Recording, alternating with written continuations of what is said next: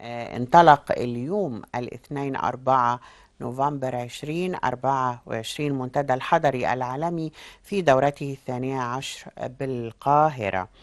آه، هو طبعا بتنظمه الحكومة المصرية بالتعاون مع برنامج الأمم المتحدة للمستوطنات البشرية الهابيتات، وده من خلال فترة 4 إلى 8 نوفمبر الجاري. وبينعقد هذا المؤتمر تحت شعار كل شيء يبدأ محليا، لنعمل معا من أجل مدن ومجتمعات مستدامة. حول هذا المنتدى وأهم فاعليته مشرفنا على الهواء اليوم دكتور محمد ربيع، رئيس لجنة البيئة والرفق بالحيوان بالمجلس الوطني بالشباب. أهلا بيك يا دكتور محمد. اهلا استاذ عبير، واهلا بالساده المشاهدين. اهلا وسهلا أهلا يا فندم. بيك يا فندم. آه، كيف تابعت انطلاق هذا المنتدى العالمي اليوم على أرض مصر؟ طبعا من الواضح اهتمام جميع دول العالم وخصوصا الامم المتحده بهذا المنتدى، واختيار مصر كان طبعا ليه دلاله كبيره جدا على اختيار هذا المنتدى، أيوة. وخاصه ان مصر الفتره اللي فاتت بدات في خطط طويله جدا طويله للتنميه المستدامه، مم. وبدأنا في بناء مدن جديدة بتراعي المعايير العالمية. مهم. طبعا اختيار القاهرة لهذا المنتدى يدل على أن مصر ليها مكانة كبيرة جدا على مستوى العالم، أكيد. وخصوصا سيادة الرئيس عبد الفتاح السيسي بنفسه كان موجود النهارده في الافتتاح مم. وانطلاق هذا المنتدى، وعدد كبير من الرؤساء. ولو لاحظنا في كلمة عديد من الرؤساء وكلمة سيادة الرئيس عبد الفتاح السيسي، ان كل رؤساء الدول سواء كان رئيس اليمن او رئيس السودان كان مم. يتحدث عن دور مصر في مواجهة الحروب والتنمية الحضرية، سواء داخل مصر او في افريقيا، او حتى مساعدة هذه الدول مم. للتنمية الحضرية في فترات الحروب اللي هم بيواجهوها للاسف.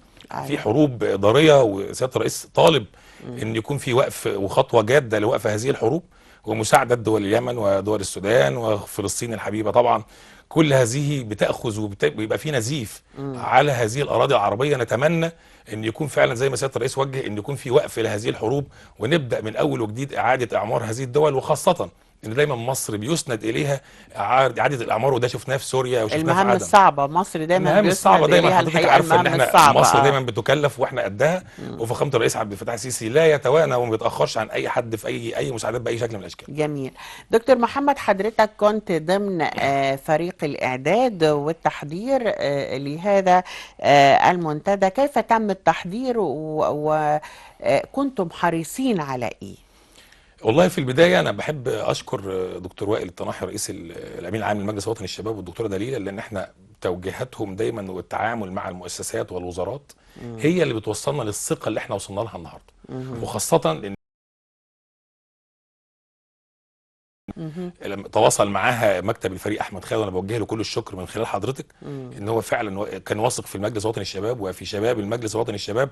ودي نقطه مهمه جدا نتكلم عنها، دور الشباب في كل هذه المنتديات. مم. تواصل معانا مكتب الفريق احمد خالد، وانا بوجه له الشكر مره ثانيه، والشباب والرياضه ومديريه الطب البيطري بالاسكندريه. أيوه. طبعا ساحه قلعه قايتباي هي اللي هتستقبل هذا الحدث العالمي بدايه من يوم العالمي مم. للمدن. مم. فبدانا ان احنا بما ان هذه المنطقه منطقه سياحيه، واحنا كان لينا نشاط كبير جدا في اسكندريه بدايه من الموسم الصيفي، بدانا مم. ناخد الشواطئ جزء جزء، وبدانا نطعم كلاب الشارع حتى تكون هذه كويس المناطق جدا. امنه آه. للمصطفين. أيوه. بدا النشاط اللي احنا عملناه بدا يتسمع على مستوى اسكندريه كلها. عملنا مم. حمله كبيره جدا في اسكندريه وعلى مستوى محافظات مصر، ان احنا نطعم المناطق اللي فيها كثافات لطلبه المدارس، حتى آه. برضه نواجه حتى الكلاب الكلاب بتقوموا الشارع. بتطعيم كلاب الشارع. يعني عندنا مرض آه. السعار، احنا عندنا استراتيجيه 2030 اللي سياده الرئيس وجه بيها ان احنا يكون في مواجهه شامله لمرض السعار على مستوى جمهوريه مصر العربيه.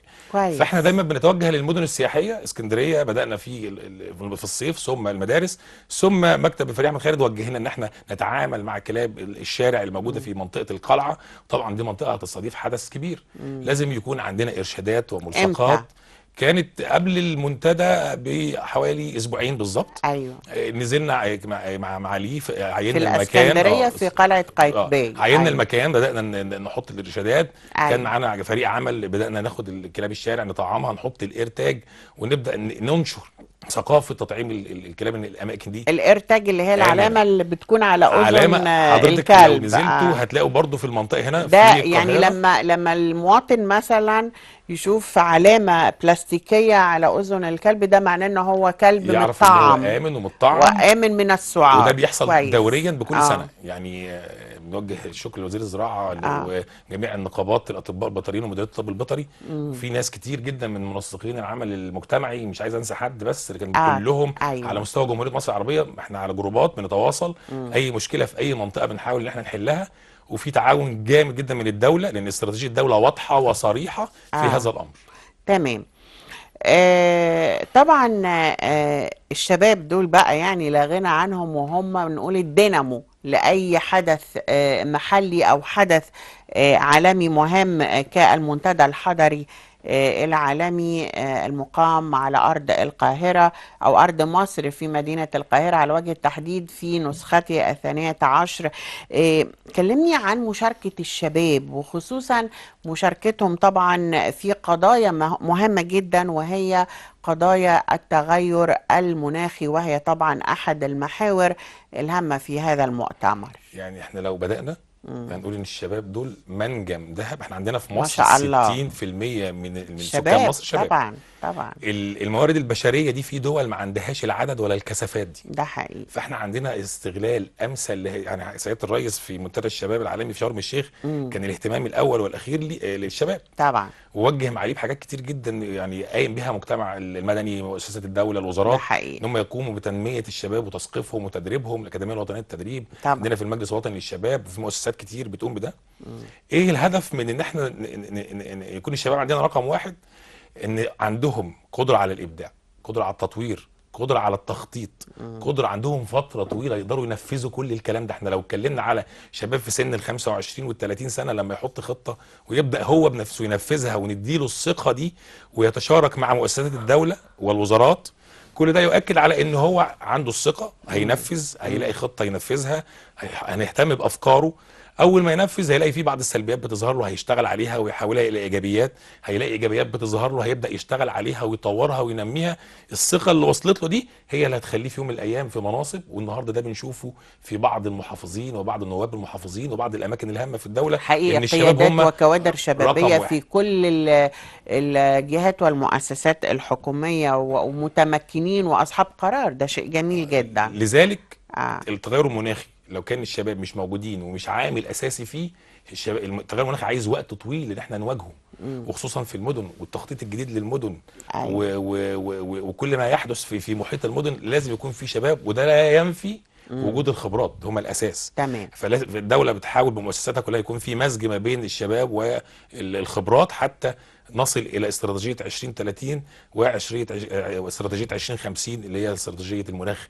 وبالتوفيق للشباب كلهم، يعني اتمنى ان يكون في أكيد نجاح دكتور ليهم. محمد، الشباب قام بتقديم مجموعة من الأفكار والمشاريع المبتكرة للحفاظ على البيئة وتعزيز التنمية المستدامة من خلال هذا المنتدى. ممكن حضرتك كده تلقي لنا الضوء على أهم المشاريع وأهم الأفكار المبتكرة الشبابية؟ يعني احنا مش هنغفل وزاره البيئه. وزاره آه. البيئه عامله دور مهم جدا أيوه. بالتعاون مع وزاره التنميه المحليه والوزارات ووزاره الشباب والرياضه. مم. في مسابقات بتبقى مسابقات اللي هي المشاريع الخضراء بتطلقها أيوه. وزاره البيئه. كل الافكار بتطلع من داخل المحافظات. يعني أيوه. الشباب، انت ساكن مثلا في القاهره، انت بتنفذ فكره داخل محافظتك بتكون قابله للتنفيذ وقابله مرنه، يعني تقدر انك تغير فيها يعني في كل اي وقت. أفكار ومشروعات الشباب نقدر نقول إنها واقعية واقعيه على ارض الواقع. وقابلة للتنفيذ، مش حالمة بقى يعني وصعب لا، تنفيذها فكره أو تطبيقها. الافكار اللي هي الغير آه. قابله للتنفيذ احنا عديناها من فتره. آه. الشباب دلوقتي بيجيب فكره، آه. وفي استثمار الاخضر، في الطاقات المتجدده، في الطاقات المستديمه، في ممتاز. تشجير المشاريع الخضراء، الاستثمار الاخضر. كل هذه المشاريع اللي قايم عليها من مم. الدرجه الاولى الشباب. مم. وطبعا وزاره البيئه يعني بتقوم بدور كبير جدا من خلال الادارات التوعيه والتثقيف ليهم. وبعد كده المشاريع دي بتاخد على مستوى المحافظات. هنلاقي كل محافظه بتكرم الناجحين او المتميزين في هذه المشاريع، وتبدا تنفذ على ارض الواقع. بيكون يكون الشباب مستفيدين منها اكيد يعني. كويس. طبعا النهارده من خلال استماعنا لكلمة السيد الرئيس عبد الفتاح السيسي ألقى الضوء على عدة محاور وقضايا رئيسية، برضو ممكن نلقي عليها الضوء. فخامة الرئيس النهارده اتكلم على أهمية وجود الشباب في هذه مم.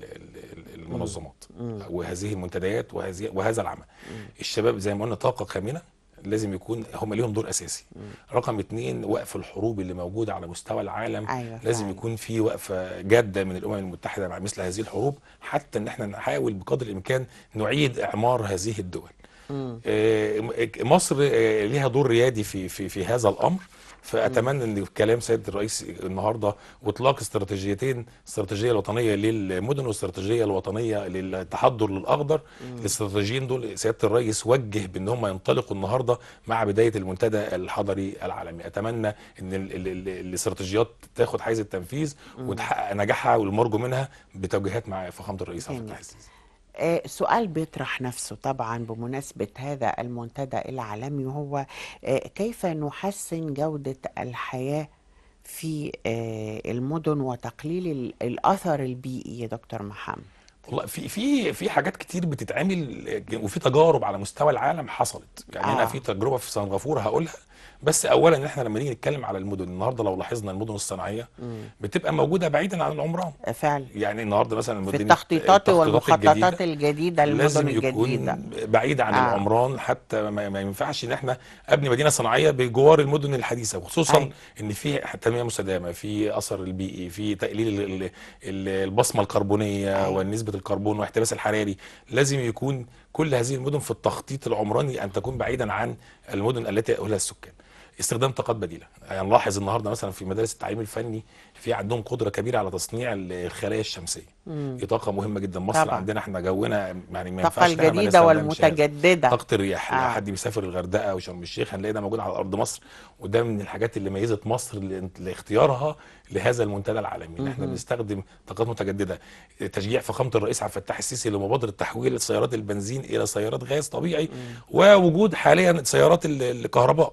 ده شيء مهم جدا. فخامه الرئيس وجه بان احنا نستخدم سيارات الغاز واستبدال البنزين بهذا المكون الجديد. ده بيقلل الانبعاثات. في مدن زي شرم الشيخ والغردقه اتمنع منها دخول الاتوبيسات التي تستخدم الجاز والسولار والمواد اللي هي فيها بصمه كربونيه كبيره. الوقود الأحفوري زي الوقود ما الاحفوري بيقولوا، اللي الوقود بيسبب الأحفوري. ارتفاع في البصمات، اه. البصمه الكربونيه والاحتباس الحراري. كل هذه الممارسات تقلل من التلوث البيئي. اما بالنسبه لدوله سنغافوره كانوا عملوا حاجه كده لذيذه، قالوا ايه يعني هنمنع حاجه اسمها العشاء اللي هو الفاست فود والحاجات دي كلها. اه. فايه ده يعني ايه الفكره من ان هم يعملوا حاجه اسمها العشاء الصحي، وجربوها لمده سنه. قالوا ان في الفتره دي بيكون في تواجد كثيف جدا للمواطنين في المدن الحضريه داخل المطاعم. فده بيزود من استخدام الزيوت وحرق الزيوت والبخار اللي بيطلع في منها. فترة المساء. فبيزود اه. بالظبط كده، اه. فبيزود الاحتباس الحراري في هذه الدوله. الأماكن. اه. فاتفقوا ان هم يعملوا حاجه اسمها العشاء الصحي، وهيمنعوا تماما الفاست فود وكل الزيوت وكل هذه المواد الغير المواد صحيه. المهدرجة. بعد اه. سنه فعلا حصل تاثير بيئي كبير جدا. اتمنى ان احنا ناخد مبادرات زي دي وننفذها ونجربها حتى هو الناس مش بيئي بقى فقط يا هو دكتور بيئي محمد، وصحي وصحي. ما لصحة هو صحه الإنسان كمان. عندنا اه. الصحه المشتركه، يعني صحه الانسان ايوه من صحه البيئه من صحه الحيوان. طبعا. يعني مواجهه مرض السعار بدات منين؟ ان هي مم. بتؤثر على ان الكلاب المسعوره بتقوم بعض الحيوانات، والحيوانات اللي بالاليفه زي الابقار والجاموس والماعز وغيره مم. بياكلها الانسان، فبيتضرر من هذا. عشان في ناس بتسال كتير مم. ليه اهتمامكم مم. بالحيوان فقط؟ لا، ما احنا ما قلناش فقط. مم. ده اساس. انت كانسان انا ازعل لما انت تبدا تاكل بعض الحيوانات الغير مم. صحيه او مم. غير امنه، بالرغم مم. ان طبعا الطب البيطري قايم بدوره على اكمل وجه. طبعا فاحنا طبعا. بنحاول ان احنا نبدا نمنع هذه الامراض من المنبع. مم. فكره ان احنا نقلل من الزيوت والحرق في المدن دي، ده فكره عظيمه جدا. عظيم. مم. ربط الريف مم. بالمدن، مم. انك لما بتربط الريف بالمدن بيبقى فيه طعام صحي بيبدا يجي من الريف الى بيبقى المدن. في توازن. توازن بيئي. توازن في الحياة، توازن بيئي. يعني في كل شيء، في غذاء الإنسان، في عاداته، في سلوكياته. تمام. عايزة أتكلم برضو عن المبادرات الرئاسية اللي بتوجه نحو بيئة صحية، نحو الأخضر. اللون الأخضر هذا اللون الصحي البيئي، ونتكلم برضو عن المدن الجديدة الخضراء الذكية يا دكتور محمد، قد ايه هي فعلا هتساهم بشكل كبير في علاج البيئة بشكل عام. احنا يعني اول ما بدانا قلنا مم. المدن والمبادرات اللي بتقدمها اه. الرئاسه، احنا عندنا مثلا مبادره حضر للاخضر، ايوه. تشجير 100 مليون شجره. مم. كل هذه المبادرات احنا في ناس بتقول لك انتوا بتزرعوا شجر بياخد من الارض لا يا جماعه، احنا اه، بياخد عندنا من الارض اه وبيستهلك من المية. بالظبط. اه. المدن فيها نسبة كربون عالية جدا. جد. كل ما ازود الرقعة الخضراء في هذه المناطق، انا بعمل حاجة عملية التمثيل الضوئي اللي هي بتاخد ثاني اكسيد الكربون مم. في وقت فترة النهار وبتطلع لي اكسجين. ايوه. ده لازم يكون موجود. انا لو فضلت العواصم زي مثلا محافظة القاهرة مم. واسكندرية، لو بدأت ان انا ابدأ احط فيها عدد كبير من الاشجار، انا غيرت الشكل وغيرت اللون والراحه النفسيه والنظر والبيئه والصحه. كل ده انت نفسيا لما بتطلع تبص على منطقه خضراء، افضل من ان انت تبص على عربيات ودخان وسحابه مم. وتبقى لابس كمامه. المدن الصناعيه العالميه هي اكتر المدن في العالم بتصاب بامراض الربو وامراض حقيقي. الحساسيه الصدريه، حقيقي. وناس كتير عارفه الكلام ده. اه. بيبداوا يتحولوا بتركيب المرشحات اللي موجوده، للاسف اللي بتسبب التلوث البيئي اللي موجود على الكره الارضيه. وافريقيا والدول العربيه والشرق مم. الاوسط هي اللي بتدفع فاتوره هذا التلوث مم. للاسف يعني. للأسف. اه. المدن الجديده اه. طبعا عندنا المدن زي العلمين، زي الجلاله، زي العاصمه الاداريه الجديده. احنا مم. شخصيا تعاوننا مع وزاره البيئه من مم. خلال مجلس وطني الشباب، وخدنا تقريبا يمكن 500 شجره وديناها العاصمه الاداريه الجديده وزرعناها هناك. كانت لسه في البدايات تماما، خدناها اه. شتلات كده. اه. الدكتوره غاده يوسف نائب رئيس اللجنه عملنا زي يعني منتدى صغير استزراع كده. كده وقلنا وتشجير، تشجير نحط للمنطقة. بصمتنا كمجلس اه. وطني الشباب بان احنا نودي عدد من الاشجار ونساهم بيها مع برعايه وزاره البيئه، لان هي وزاره البيئه دايما شريك معانا واساسي وراعي لكل اعمالنا في مجلس مم. وطني الشباب. آه. المساحات الخضراء مهمة جدا في أي مكان عموما، مش في المدن الجديدة فقط. يعني حتى علماء النفس بيقولوا إن اللون الأخضر لو الإنسان متوتر أو عنده اكتئاب أو حزين، لما بيشوف اللون الأخضر بينعكس عليه بهدوء وراحة الأعصاب وارتياح النفس. ده يعني ده حتى العلم بيقول ده كده، حقيقه مش فعلا. التخطيطات العمرانية فقط. طب أنا عايزة برضو نتكلم عن وعي المواطنين. يعني الدولة بتقوم بدور مهم جدا مع منظمات المجتمع المدني والقطاع الخاص، ووجود منتدى حضري عالمي النهارده على أرض مصر يتناول قضايا المدن الجديدة والوعي البيئي والتنمية المستدامة. ده يعني شيء نفخر به جميعا. تمام. النهارده المواطن، كيف ننشر الوعي البيئي عند المواطن المصري يا دكتور محمد من وجهة نظرك؟ يعني انا هتكلم عن تجربه حيه، ودي حصلت معانا في محافظه الفيوم. اه. يعني كان عندنا مشكله مشكله ما، اه. وتم استعانه بالمجلس، في وكان محافظة محافظه الفيوم. الفيوم. مم. اتكلمنا عندنا كان في مشكله للسعار بمحافظه الفيوم. مم. بدأنا نرصد هذه المناطق اللي فيها أكثر عقرا، يعني المناطق اللي فيها عقر بنسبة كبيرة، وده خدناه من مديرية الصحة هناك. يا بدأنا اه. ناخد القصة، عايزين نطبق المنهج العلمي فيها، إن احنا يكون عندنا جانب طبي، مم. جانب بيئي، مم. جانب توعوي. وكان دايما موضوع التوعية اللي حضرتك بتتكلمي عنه ده هو الجانب الأكبر. اه. التوعية هي نص المشكلة، إن ما كانتش بالنسبة لي أنا من وجهة نظري كل المشكلة. مم. مم. لما الدولة وقفت معانا، مديرية الطب البيطري، مديرية الصحة، التنمية المحلية، محافظة الفيوم دكتور أحمد أنصاري اللي بوجه له الشكر من حضرتك من خلال حضرتك، ودكتور محمد التوني نائب المحافظ، مم. قاموا معانا بمجهود كبير جدا وتوفير عدد من اللقاحات، وفعلا قدرنا نوصل لحل لهذه المشكله. مم. وكنا بناخد التطعيم على شكل التطعيم زي الاطفال بالظبط لما بيكون في حملات لشلل الاطفال. مم. بدأنا نبدأ من نقطة، ونبدأ ناخد الحيز اللي فيه هذه البؤرة حيز دائري حتى نلتقي مرة أخرى. مم. وطبعا ده ما كانش بتفكيرنا احنا فقط، ولكن بالتعاون مع مديرية الصحة، مم. متعاون مع مدير الطب البيطري ودكاترة، وانا بوجه لهم الشكر. اللي كان قعدنا يمكن اسبوعين ثلاثة حتى ان احنا قضينا على هذه البؤرة تماما، وبدأنا فعلا من خلال المدارس. وده انا مم. عايز اعممه. مم. في توعيه بتحصل. يعني وزاره البيئه مشكوره، دكتور رحاب يوسف مدير الاداره المركزيه للتوعيه والتثقيف حضرت معانا في اكتر من دوره، في جامعه جنوب الوادي في قنا، جامعه هليوبلس، في جامعات كتير مش عايز اقول الاسماء يعني. مم. بدانا نوعي ونثقف طلبه مدارس، مدرسه النيل الدوليه، مدارس حكوميه، مديريات التربيه كويس والتعليم، جدا. قصور يعني الثقافه. كمان بتتوجهوا أيضا إلى جانب طلبة الجامعات، إلى جانب طلبة على المستوى الاقل المدارس الحكومية. الحكوميه، ده طبعا ده مم. مهم جدا. ده مم. هم دول الاساس. يعني أيوه. لسه بقول لها معاليكي في اسكندريه بدانا نطعم في محيط المدارس، ما هو آه. ده مش تطعيم فقط، آه. في ارشادات، في توعيه داخل المدارس. مم. لازم ابدا بالنشء ده، هو ده مم. اللي هيبدا يكمل معايا ويبدا يديني أكيد. التنميه المستدامه اللي احنا الداعم والمساعد القادم بالظبط. ده في دي التنميه الفترة المستدامه اللي احنا القادمة. بنتكلم عليها، ان مم. انا لما ابدا من النشء الصغير يبدا يطلع معايا بالمراحل دي ويكون مشارك في هذه العمليه. طب بتعلموهم يا دكتور محمد مثلا، يعني جولات التشجير اللي حضرتك بتقول بتقوموا بيها او قمتوا بيها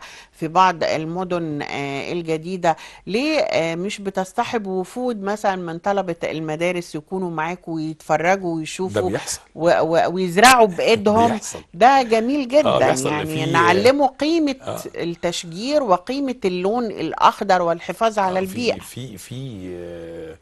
آه. فعاليات بتتعمل في حديقة الأزهر، شايفة هنا اهو في ندوة تقريبا الزهور. لطلبة دي في مدرسة المدارس. النيل الدولية في قنا. اه. وقعدنا معاهم واتكلمنا معاهم، ودكتور وائل ساعتها في الوقت ده دي في قنا عامل المدرسة دي في قنا في كان محافظات الصعيد. كان مستوى مشرف جدا من الطلبة. وكان في الوقت ده الدكتور وائل كان عامل معاهم منتدى وحوار وطني في الفترة دي. مم. ده كان في جامعة الفيوم. كنا بننفذ برعاية الدكتور أشرف صبحي، وزير الشباب والرياضة، بعد مم. التدريبات اللي بنقول مع دكتور معتز ودكتور أشرف العباسي، دول اساتذتنا كلهم في جامعه الفيوم كليه التربيه الرياضيه. مم. بدانا ان احنا نقدم بعض البرامج برعايه وزاره الشباب والرياضه لاصابات الملاعب والتاهيل، وبرعايه الوزاره طبعا كانت ليها صدى رائع مم. جدا، وكانت تقريبا مم. بسعر رمزي يعني او باجر رمزي. مم. ولاقت نجاح كبير جدا، وكانت على مستوى جمهوريه مصر العربيه في كل الجامعات تقريبا يعني. ده جميل جدا التواصل مع الأجيال الجديدة. طب من خلال اللقاءات دي أكيد بيكون في مناقشات وحوار مفتوح. أفكار الأطفال دول إيه، أو الطلبة دول إيه، بيسألوا في إيه، أو بيتناقشوا مع حضراتكم في إيه؟ البيئه، كل الناس احنا اتكلمنا مع الطلبه في سنهم ان احنا مم. نبدا نزرع شجره، آه. او مش هنبدا طبعا في شجره في البيت. بدانا نبدا معاهم بالافكار الاطفال، اللي هو انت بتجيب علبه فاضيه وتغسلها كويس وتحط فيها مم. جزء من مم. القطن، وبتبدا تعلمه الزراعه. انت مم. بتحسسه ان الشيء اللي هو بيقوم بيه ده ابنه، مم. بيربيه، مم. يخاف عليه. مم. زي يقول لك اللي بيتعب في القرش يخاف يصرفه في اي كلام فاضي، نفس الكلام. هو بيجيب فكره القطنه آه. بتاعت زمان، وعلبه آه. مش عارف ايه فاضيه، علبه الحاجات طريقة الزراعة الزراعه البدائيه. التقليدية اللي كنا بنعملها زمان واحنا أطفال. ويسقيها ويحطها في الشمس، يبدا آه. يهتم بها كانها ابنه او بنته بالظبط. أيوه. ده بيخليه ينعكس عليه بعد كده سلوكيا في التعامل مع البيئه الخارجيه. مم. يبدا يبص للشجر، يبدا يهتم بيه، يبدا يسقي الشجر اللي في المدرسه. مم. يجي طالب يدخل على الجنينه هيدوق، لا ما اطلع، ممنوع، رائع. غلط. لا وعي. لا وعي. تدهس الزرع. مم. ما مم. يجي في الحدائق العامه ما يمشيش على النجيله، يمشي على الاماكن المخصصه للسير عليها. مم. الثقافات دي كلها لما نبدا بيها في الطفل من صغره، وهو دلوقتي العالم منفتح. مم. اعمل بحث، مم. ادخل شوف يوتيوب، ادخل شوف المنصات، بيدخل مم. ويبص ويشوف. بقى عنده القدره ان هو ما يستعنش بيا غير في التوجيه فقط، مم. لكن المعلومه كامله عنده موجوده من خلال المنصات اللي موجوده كلها، سواء كان يوتيوب او ايا كان. ايوه، ايوه. يعني شيء جميل جدا، والقضايا والمحاور اللي تم إلقاء الضوء عليها من خلال المنتدى الحضري العالمي في دورته ال 12 في القاهرة.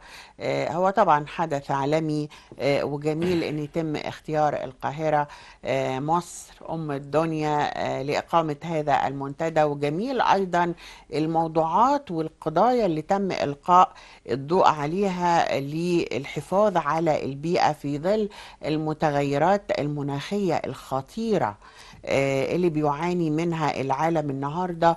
ودعم الشباب ومشاركة الشباب والأطفال، ومشاركة طبعا الجهات الحكومية مع منظمات المجتمع المدني دور مهم وخطير جدا. في ختام لقائي بشكر ضيفنا على الهواء دكتور محمد ربيع، رئيس لجنة البيئة والرفق بالحيوان بالمجلس المجلس الوطني للشباب. نورتنا يا دكتور محمد اتشرفت بحضرتك وسعدنا واتشرفت بالساده المشاهدين. بلقائك يا شكرا فندم. يا فندم، شكرا. هنخرج لفاصل حتى نستقبل ضيفنا على الهواء، أستاذ شكري عبد اللطيف، مساعد رئيس مصلحة الضرائب السابق وعضو الجمعية المصرية للتشريع الضريبي، لنتحدث عن حزمة تيسيرات ضريبية لتوفير مناخ جاذب للاستثمار. باسم الشعب أفتتح الجلسة. بسم الله الرحمن الرحيم. وقل اعملوا فسيرى الله عملكم ورسوله والمؤمنون. صدق الله العظيم. مشروع القانون المقدم من الحكومة بشأن تمديد العمل بقانون المنازعات الضريبية حتى نهاية ديسمبر من العام المقبل يأتي في إطار سعيها لإقرار سياسات ضريبية تحقق التوازن بين حقوق الخزانة العامة للدولة وحقوق الممولين. وفي مستهل الجلسة العامة لمجلس الشيوخ أكد المستشار عبد الوهاب عبد الرازق رئيس المجلس أن مشروع القانون هو برهان على التعاون المثمر بين المجلس والحكومة، لافتا إلى أن الحكومة استجابت لمطالب المجلس وفقا لاختصاصاته بدراسة أثر تطبيق القوانين التي تمس المصالح الأساسية للمواطنين.